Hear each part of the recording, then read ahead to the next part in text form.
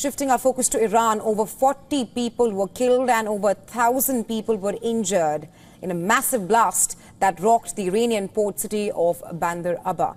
And the numbers seem to be mounting. Officials suspect the blast was caused by a fire in a hazardous material storage area, possibly involving chemical materials. Our next report telling you more.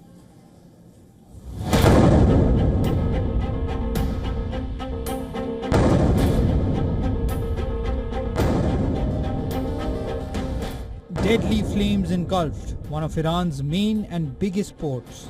The blast, which tore through the Shahid Rajai container terminal outside of Bandar Abbas in southern Iran on Saturday, left fires raging across the site well into the next day. The explosion was so powerful that it was felt and heard about 50 kilometers away from the site. The damage, however, wasn't limited to the facility itself, as nearby buildings and cars were also affected from the blast. A day after the incident, teams from the Iranian Red Crescent Society dropped bags of what appeared to be fire retardant through an aircraft hatch on the uncontrollable flames burning below.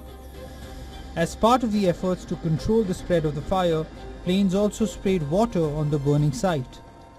The aftermath of the event is huge, and to assist with the rescue operations, Russian rescuers arrived in Iran shortly after President Vladimir Putin issued an order to stand by Iran in these hard times. It's not just human beings who are being saved from the rescue op, but also animals who were rescued from the debris. On Sunday, Iran's President Masoud Pezeshkian visited those injured and offered deep condolences to the families of those killed in the blast. I offer my condolences to the bereaved dear families who lost their loved ones in the painful incident at Shahid Rajai port, and we wish a speedy recovery to those who were injured. Necessary instructions have been given to the esteemed Minister of Health and the team of experts who are diligently addressing and resolving the issues, and I hope we can resolve the problems that have arisen as soon as possible. And God willing, we will certainly do so. The country's interior minister called the blast a bitter incident. This has been a very bitter incident, and up to this moment the death toll is still around 40. We hope it won't go higher, but unfortunately, it's likely to rise.